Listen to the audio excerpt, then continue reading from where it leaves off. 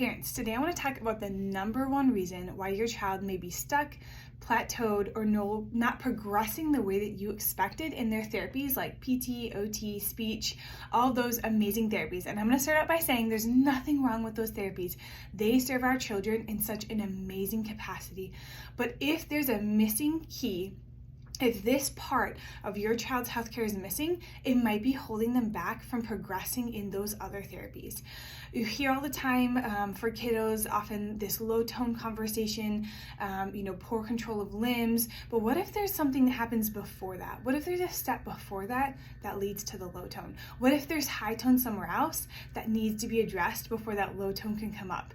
This is absolutely what we're talking about today, parents. If this is your kiddo, if they're stuck in their therapies, if you know that there's more for them, if you just deep down know, I know my child can progress more than this is absolutely for you, because today we're going to talk about this missing key that a lot of times it keeps kids from getting the help that they need. Not that they're not getting the help, but they're not getting the progress when they get to those help. We get to those amazing therapies, we invest all that time and money, and then we don't get quite the result.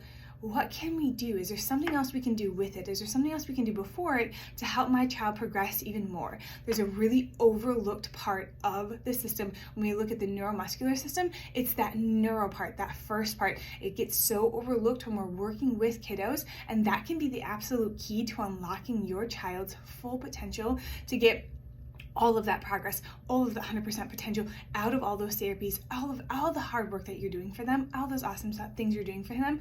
There is more progress that they can get. It's helping to unlock that's going to make this huge difference. And so I want to tell you about Mr. Toby. Toby has been coming to us for several years. Absolutely one of my favorite patients. He had a really tough start, a little bit non-traditional start with a ton of stress. I mean, every milestone you can imagine, every motor milestone, everything, he missed it. He was off by years, not even close. And all of the stress, pulling down on his system affected his ability to communicate, affected his ability to regulate his emotions. He was really stuck in that sensory storm where he just wasn't progressing forward with things, and he was getting really frustrated very easily, getting a little aggressive, all of those things with parents, and they're worried, they want the best for him, and they don't want him to get hurt. They don't want him to hurt somebody else in an accident when he gets upset. So they came into us, really wanted to get Toby caught up on all those milestones, really wanted to help him and get forward so that he could continue to progress with his speech, with his communication, with everything. And so through working with Mr. Toby, he was an absolute joy to work with. At the beginning, it was a little tough.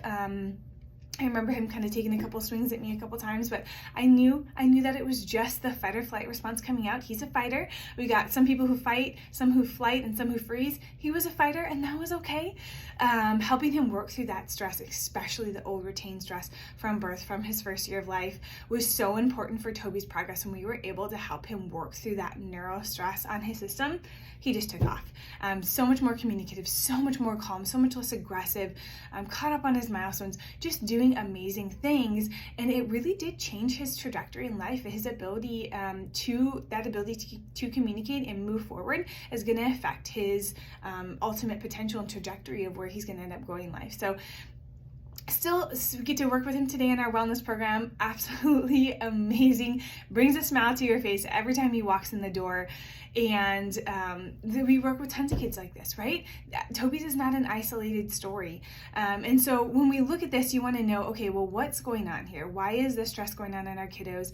And so when we look at, like I said, the neuromuscular system, we've got to start with that neuro or nervous system, and then look at the muscular or motor system comes second.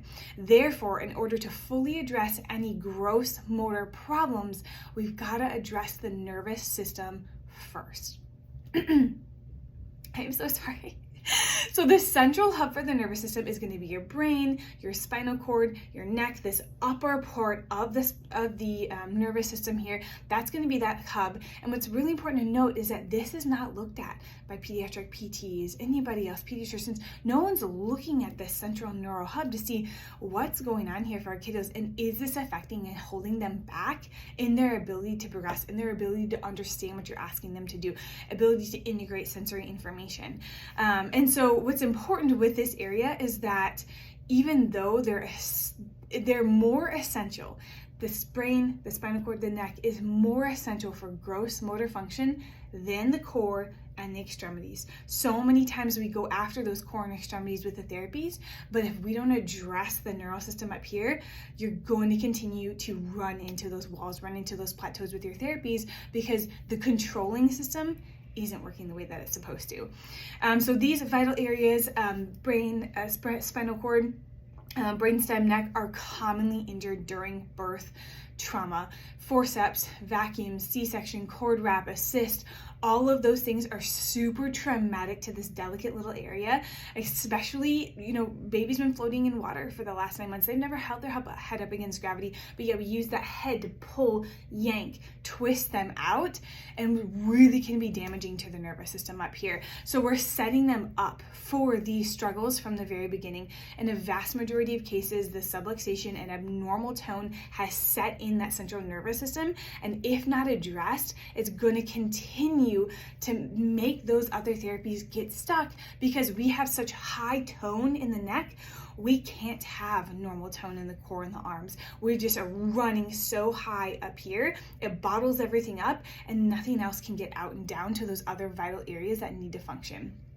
So if gross motor is not met on time and in order, it can affect other areas. You need to walk before you can talk, right? We need that gross motor before we can get into the fine motor. So we're going to run into other problems like apraxia, speech delays, sensory behavior, all of these other issues that our kiddos run into. It absolutely is setting them up for those, because we're not going through the developmental stages in order, in sequence, on time. So it's going to bleed into those other areas. So in order to find out if this is your child, they have what we call this subluxation. They have this stress, they have this bottled up tension going on in their nervous system. We run what are called neurological scans, insight neurological scans, state-of-the-art technology that allow us to peek inside their little nervous system and see what's going on. Is this affecting them? Do they have this stress? How severe is it? How deep-rooted is it? And most importantly, we can help. We can help get that stress off the system, help unlock them so they can just explode in their other therapies. I had a mom in here yesterday, really early in care with us, and she said, the speech therapist said she can no longer keep up with my child because he is progressing so fast, just out of nowhere, and she wants to know what I'm doing. They started getting him adjusted by a pediatric focused chiropractor. It just unlocked his potential that was there that he wasn't able to connect before. Guys, I have 100 stories like this I could sit here and share. I know you guys have places to go. So if this is your child, you want to get scans and you want to know, is this holding my kid back? Can we get further in our therapies? Call our office. We are here to help. We are here to serve, and we are waiting for you with hope, help, and answers.